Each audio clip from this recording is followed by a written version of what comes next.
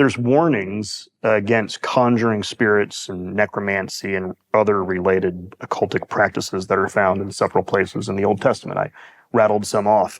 And so those passages show that conjuring spirits and necromancy are not only forbidden, just like, don't do it, but there's a reason. Not that we need a reason. He can just say, don't do it. But there's a reason, because those are rival spiritual allegiances. It's attempting to access power or insight apart from a covenantal relationship with God.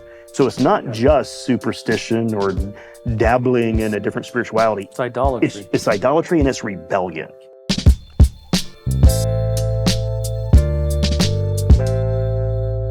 How can we tell the difference between a true spiritual experience and a deceptive one? Why does holding on to sound doctrine matter in spiritual warfare? What does it mean to live in a world filled with real spiritual forces? We're in a cultural moment where spiritual experiences are increasingly normalized and even sought after. From psychedelic visions to stories of angelic encounters, the line between truth and error can feel blurred. But Scripture doesn't leave us guessing. In this episode of Angels and Demons, we're talking about what it means to test the spirits and hold fast to the truth in a spiritually charged world. I'm Justin Holcomb. I'm here with Mike Horton. And as we frequently say, the usual suspects are cast of characters. There's no Bob Hiller. There's no Walter Strickland. But there is an Adam Smith. Yes. And he's with us. So sorry. There is no sorry, man. Big burden. We've been spending some time for the past nearly 2 weeks doing some Theo Global fun, and so we're recording here in Nairobi. We were just in Cairo, but Adam, we know you, but let's make sure the listeners know who you are and what you do. So introduce yourself, please. Sure, thanks. I'm glad to be with you again. It's maybe a couple times a year I've been together with the White Horse Inn crowd. My name is Adam Smith. I am the director for Theo Global, which is a project of Sola Media, where we get the opportunity to collaborate on theological discussion and publications and productions with majority world scholars. And so a few times a year, Mike, Justin, and I will travel to Asia, Africa, the Middle East, in order to work with theologians and institutions, that is like theological education institutions and particular organizations, in order to do theology together with these scholars, but also to try to just cooperate with them in any way that's valuable. Yeah. You've been doing this for 10 years. We've been doing this for 10 years, yeah. I mean, this isn't like some new thing. You've been learning from experience, and he's, Mike and I would sing your praises behind your back. You're the man that makes it all happen so we can show up. I mean, all of the weeks and weeks of work behind the scenes, connecting with people, churches, pastors, leaders, all that kind of stuff. So, and you're also managing editor of the Prophet, Priest, King, the Theology Together series that we're doing. So people will see your name there if they get that book. And you can, listeners can go to solamedia.org and find Theo Global very easily. It's not hidden anywhere. Right there it's part on of the the top. Sola Media ministry. So, well, thanks for joining us. So let's dive in. Let's talk about this testing the spirits. We've been discussing the topic of angels and demons throughout this series. And for a long time in the West, there's been an idea that the secular society we live in is disenchanted. We don't believe in the spirituality that once shaped the life in like the medieval Christendom. Secularism is therefore seen as cold and materialistic, and Eastern societies are seen as enchanted, superstitious, and they're comfortable with mysticism.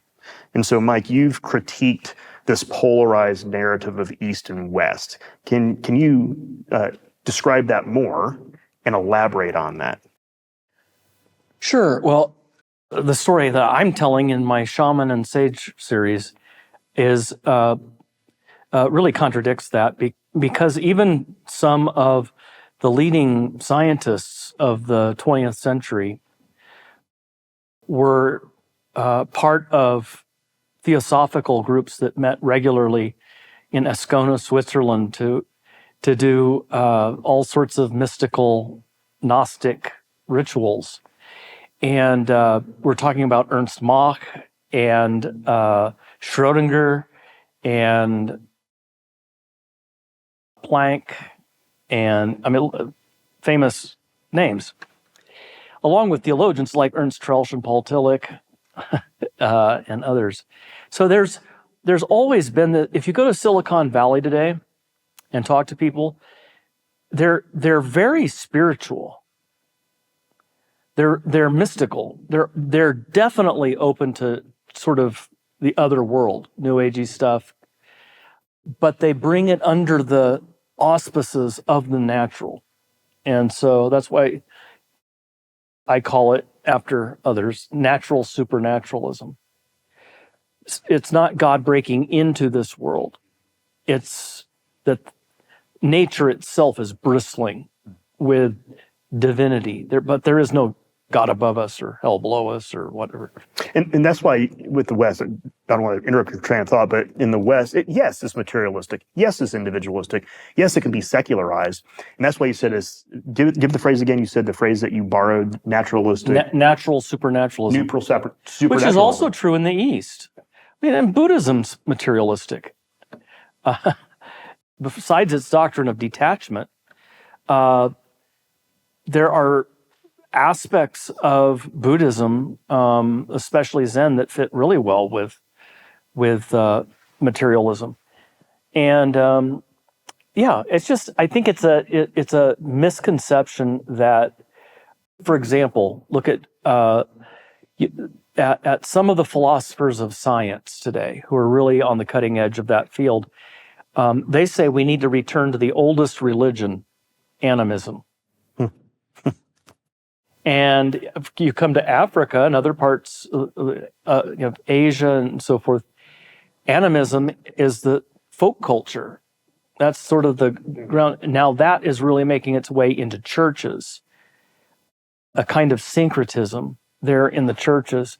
But in America, it's as much a part of America as New Thought and New Age movement. And so forth. It's been with us for a while. You've often talked about natural supernaturalism as relates to things like chemistry and magic. Yeah.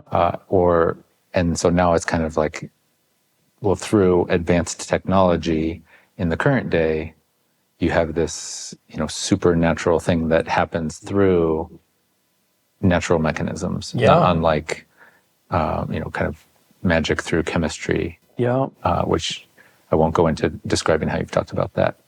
Yeah, that nature itself is magical. Nature itself is divine. You don't need a God outside of it to move it and direct it.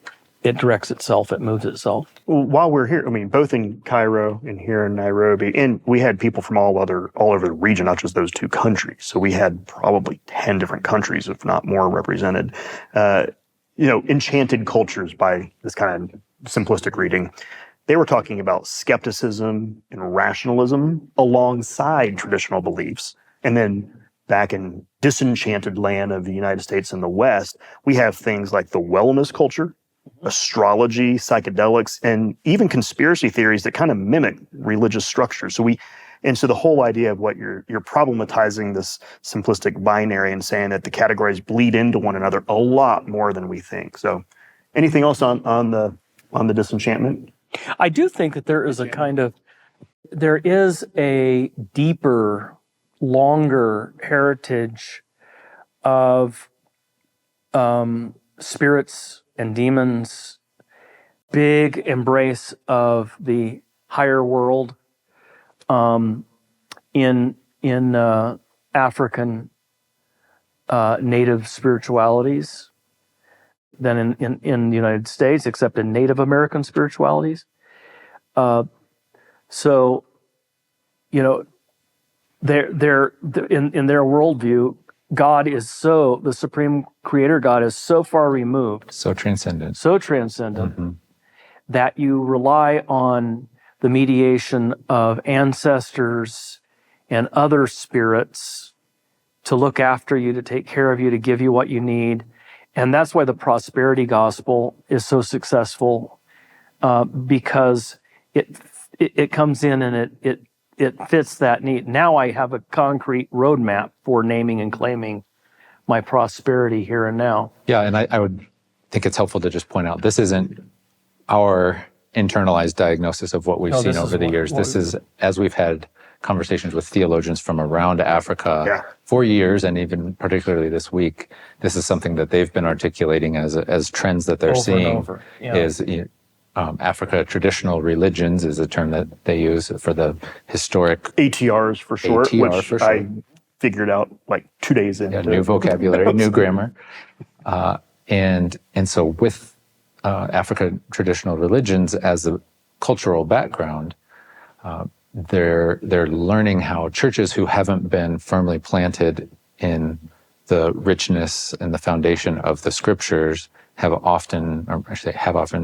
they're frequently seeing a migration back to some of those African traditional religious practices and thoughts and concepts of God and even Christianity. And magic and witchcraft and all that. Yeah. That they fit within, there's assumptions and practices where those fit within some of the church culture because a lot of those practices aren't in checks and balances with Scripture as their foundation. So I want to get to the testing of the Spirit's language from 1 John, but before we get there, I want to explore a little bit more and talk more about our experiences of years of doing this. And so just on the East-West, that the binary, what we're saying is the binary of the East and West, that West is disenchanted, East is enchanted, is overly simplistic and is misleading. They bleed into each other more, but there are differences. We're not saying it's all the same.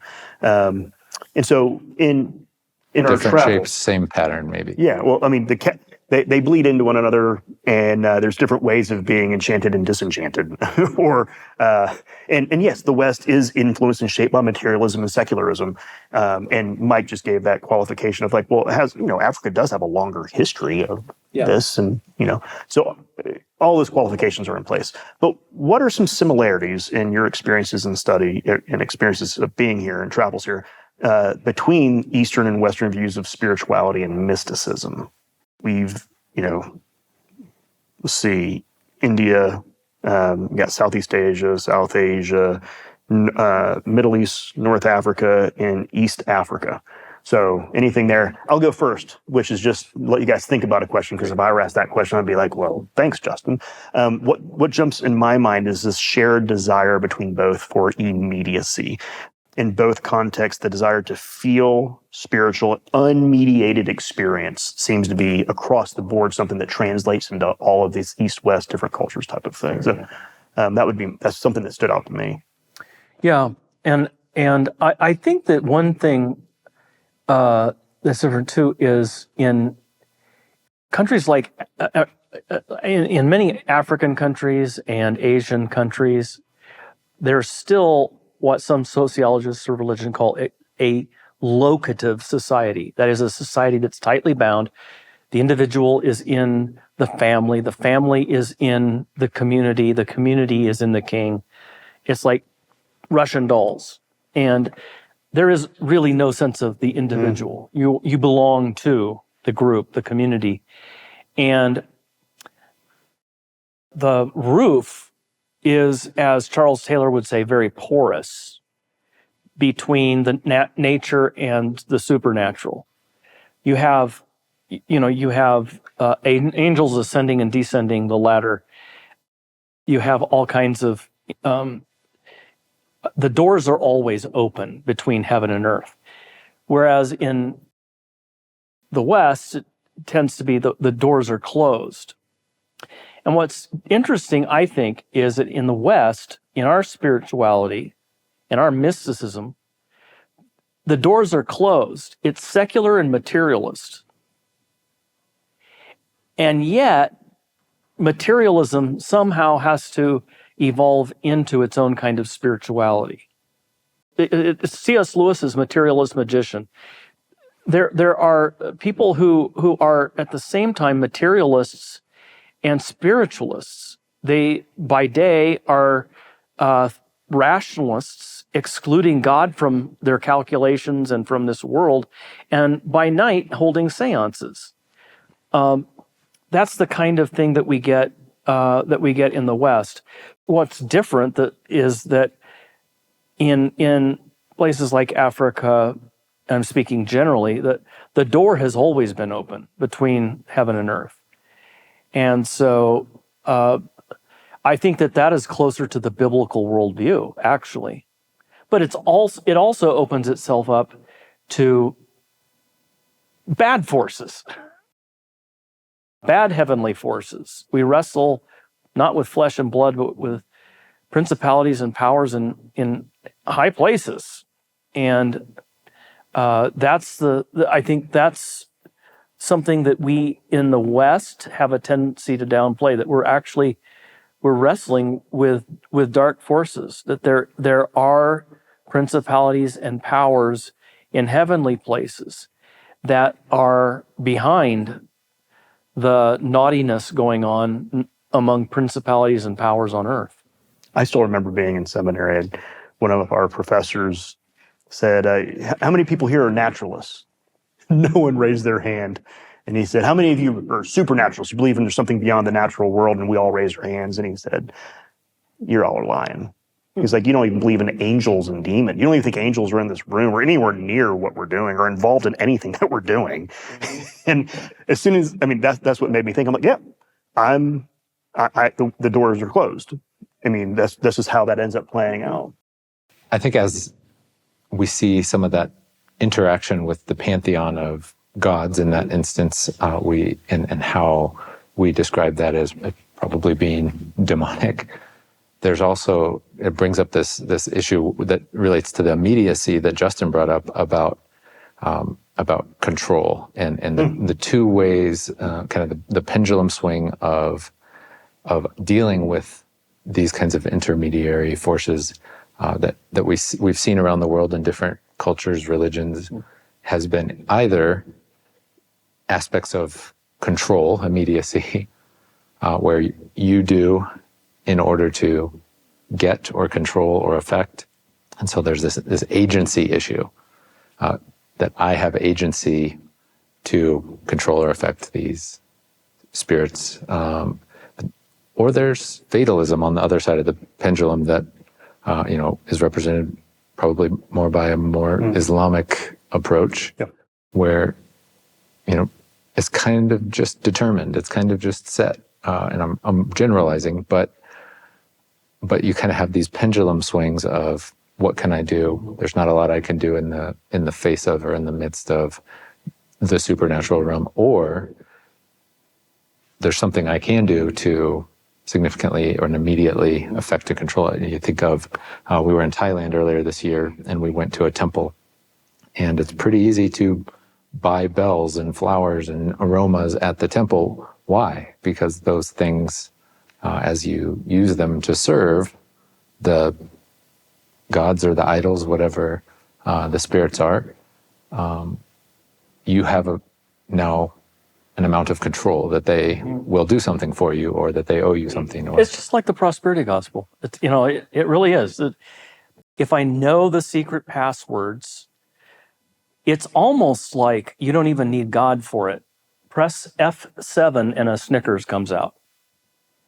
Ring the bell 3 times. 3 times. Ring the bell 3 times. It's all about spiritual technology. You know the ritual, and you get the right result. Right. But I think in a lot of cultures, it's not just culture, the pendulum swing between fatalism and wanting to control. Oftentimes, the desire to control, to have control, to find the spiritual levers and buttons to control your destiny and everything, is precisely a response of people who live in a fatalistic culture. Because at least in the sublunar realm, this is how it would be put by a lot of ancients. In the sublunar realm, fate rules all. But the magic man can figure out how to harness the celestial powers higher than that aren't ruled by fate. So I think there's that, how do we get around fate? We know there is fate. We know that ultimately, everything that is material is governed by material laws and fate. But at least in spirituality and in mysticism, we can escape that, and we can we can have spiritual power over our circumstances. Yeah, I don't want to go too far in this conversation without saying, well, let's inspect ourselves too, right? And how is this prevalent in us, even if it's not, bells and whistles or magic, or how we're implanting things in our brains technologically. I think we still always, and this is maybe something I could say I attribute to learning very much from the White Horse Inn over the last 20 years of listening, is I don't control God. And whether it's my personal devotions or my prayers, it's not, my good deeds where I affect how God relates to me, or earn his favor through, good works, or being faithful with my regular devotions, or whether I served or showed up at church last week. Being a good husband or dad. Being a good husband or dad. Who has ever given him a gift that he should repay him for of him and to him and through him are all things? By grace alone, through faith alone, is the beautiful goodness and the glory of God applied towards us. I want to move toward the testing of the spirits passages and give us some application to some of this now. But real quick before we do that, I don't think I've shared this story on White Horse Inn. A few years ago, at a Christian college, minding my own business, doing stuff. I don't post when I travel. I post after I travel. I don't want people to know where I am and all that kind of stuff. And encountered someone who was tormented or perhaps possessed. And I still don't know what happened. I don't need to know. Someone said, I think I'm possessed. And then this thing happened. And the question to me was, well, who's taking care and watching, and went through my family members by name? And I thought, ooh, what in the world? And it could have just been my own biological response. There's some Psalms that are coming to mind right now, and there's a Lord's Prayer, and there's some other things and all of that. And so what we're not saying is this happens over there where people are like, the doors are open. Like, no, sure, maybe it can happen more and where there's more Christians, all the qualifications, but demons are alive and well. Absolutely. All around the world. So we've spoken in previous episodes about the increase in psychedelics that are now in vogue in the West, and people, while they're doing that, encountering some type of spiritual beings on these substances. And we've talked about other types of spiritualities and things like that. But let's bring some categories to help us think through these. We have testing the spirits from 1 John 4, 1 through 3, and that's connected to Deuteronomy 13 and 18 on false prophets. And then you have conjuring spirits and necromancy in Deuteronomy 18, Leviticus 19, Leviticus 20, 1 Samuel 28, Isaiah 8. There's places in the Bible where that's talked about. In certain places in the world, there is a more of an awareness of the testing of spirits. And when we say testing of spirits and conjuring spirits, some people who are listening to White Horse Inn from the West would be thinking, that's not really as common as you're describing here. Oh, okay. That's good. But let's bring, regardless of where you are and what you've experienced, how do we think through testing of spirits and this necromancy, conjuring spirits? Well, I would separate or distinguish testing spirits from sorcery and so forth. Oh yeah, there's two categories. Yeah, definitely two categories. Yeah. So did I not say that about? We have two categories to try to bring to bear on that. I'm not conflating the two. Testing the spirits is really actually more intellectual. It's more, especially as rooted in Deuteronomy. You're trying to figure out who are true and false prophets, and that's not by putting your fingers together and crossing your legs and going, that's by empirical, evidential criteria. Does the prophecies do his prophecies come true? If not, he should be stoned because he's taking God's name in vain. He is publicly attaching to God's holy name things that God never said. He's a liar. This is Deuteronomy 18. Just so 1 John is really giving commentary and application on Deuteronomy 18. And so this is the intellectual part. But the prophet who presumes to speak a word in my name that I have not commanded him to speak, or who speaks in the name of other gods, that same prophet shall die. That's about what they're actually proclaiming. Yeah, God's not a spirit popping up somewhere. And God's not saying, well, sometimes there are frauds. Yeah. But at least be open to the spiritual world. At least at least we need to be open to me doing new things at different times than at other times. It's a new wind is blowing, and you never know where the Spirit is going to blow. So let's be open. No, it's not let's be open. It's let's be discerning. So this is in the Bible. This is in the Old Testament when there were a lot of necromancers and sorcerers. There were a lot of seances being held. As we see in, was it 2 Samuel? There were seances being held in Israel. 1 Samuel 28. Yeah. I believe it's 1 Samuel. I mean, these things were being done in Israel. Biblical faith was more than any other factor played a major role in the transition from magic to science. You first of all had to demagify nature in order for it to be something that you could actually study as simply natural creation. Before, it had always been there's something behind every rock, literally. There's some symbol or signature of something above in everything below. And so now really it's not finding out how the world works and how natural laws work and so forth. It's really how they are allegories of something higher and spiritual. Like superstition. Like superstition. But in those days, they called it science. They called it, we would call it magic. They called it science. But my point is that biblical faith, it's interesting. It's so long ago, like right at the beginning, the outset, as nations were coming up with these superstitious ideas, Israel was right out of the gate. No. There's one God. He's sovereign. He created all things. There is no blending of creator and creature. Nature is nature. It's not divine. It's not sacred. It's not supernatural. Nature is nature. It's my servant. It's not part of me. It is dependent on me. It just slams the door on all confusion of the creator with the creation. And that's, I think, basically the difference between biblical faith, you could even call it biblical mysticism, and pagan mysticism. That it all turns on whether you affirm that God is qualitatively distinct from the world. Two pieces in Deuteronomy 18 and 13. Did their prophecies come true? And if they didn't, then they're a false prophet.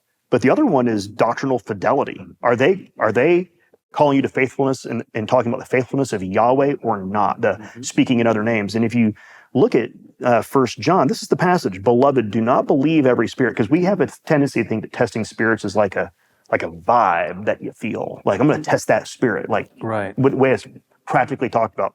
Do not believe every spirit, but test the spirits to see whether they're from God. For many false prophets have gone out into the world. By this, you will know the Spirit of God. Okay, what is the answer? Every spirit that confesses that Jesus Christ has come in the flesh is from God. And every spirit that does not confess Jesus is not from God. This is the spirit of Antichrist, which you heard was coming now and is in the world already. That's a strikingly clear passage about spiritual discernment in the New Testament. The right confession. You're talking about the right confession. He's not talking to pagans. Yeah. He's talking to Christians, and he's saying, don't believe every spirit. And that alone is sobering. And the implication is not that every spirit claiming to speak in Jesus' name is actually of Christ. Some, therefore, are the flesh, and some are demonic. So how do you know the difference? You don't go with your gut. You don't look for the fruit of the person. You don't just, I trust that this makes me feel closer to God. It's a doctrinal test. It's an objective Christology. Here particularly, it is a very specific criterion. Anyone who is a docetic, that is, anyone who teaches that Christ only appeared to have human flesh, is anathema. And you know that he has the spirit of Antichrist. You want to test the spirits and say, this is demonic, this isn't of the Lord? It's a theological doctrine. If they're docetic in their theology, reducing Christ to a phantom, then they are on Antichrist's side. With that being the case, how fitting and how helpful it is in the Westminster Confession, after what is the chief end of man moves into what is our rule for faith and practice, and it's the scriptures of the Old and New Testament. Doesn't matter how persuasive or passionate, even miraculous these false prophets are, Or successful. if they can't profess a objective Christology, fully God, fully man. Augustine said of the breakaway sect, the Donatists, he says, I don't want you to show me your novel doctrines from your long-winded sermons or from your signs and wonders, which Jesus told us false prophets would perform in the latter days. Show me by the narratives of the patriarchs, by the law of Moses, by the beautiful songs in the Psalms. Show me by the Gospels that testify to our Lord Jesus Christ, the fulfillment of the prophets. Show me by the epistle, and he just goes through the whole thing. Show me by the scriptures. I don't want to hear about your signs and wonders supposedly being seals of your message, of your doctrine, because we already know that the doctrine of the apostles was sealed by signs and wonders. And now that it's sealed, it doesn't need pseudo-apostles to come along and complete the job. I mentioned some Old Testament passages about, and I just want to wrap that up and move on to the next one because we don't have time to explore every single little nuance of what we say, but there's warnings against conjuring spirits and necromancy and other related occultic practices that are found in several places in the Old Testament. I rattled some off. And so those passages show that conjuring spirits and necromancy are not only forbidden, just like don't do it, but there's a reason. Not that we need a reason, he can just say don't do it, but there's a reason, because those are rival spiritual allegiances. It's attempting to access power or insight apart from a covenantal relationship with God. So it's not just superstition or dabbling in a different spirituality. It's idolatry. It's idolatry and it's rebellion. Yeah, if it, the bottom line here is, God, I don't believe. God, I don't believe that you're good. You're all powerful, but you're not good. I can't trust that you will take care of me, that you'll provide for me. So I'm going to go to these other vendors. Or you're good, but you're not all powerful. So you'd like to help, doggone it. That's the usual thing. So let's come up with a spiritual technology that will fill that gap, that will make sure that I have success, that I'm in control, I'm in the driver's seat. I don't know God's providence. I don't know what he's predestined from all eternity for my day tomorrow.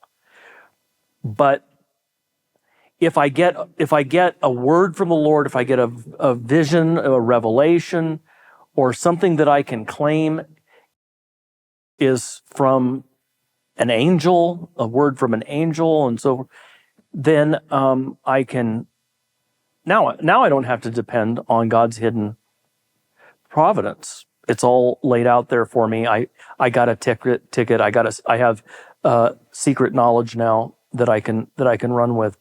That's an attempt to control our future rather than rest in whatever God has planned for us and believe really truly what he's planned is for our good ultimately.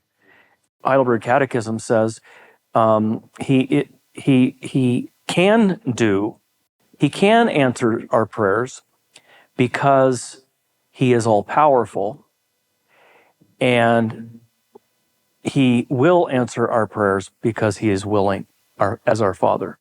Just the goodness of having Christ as mediator. Right.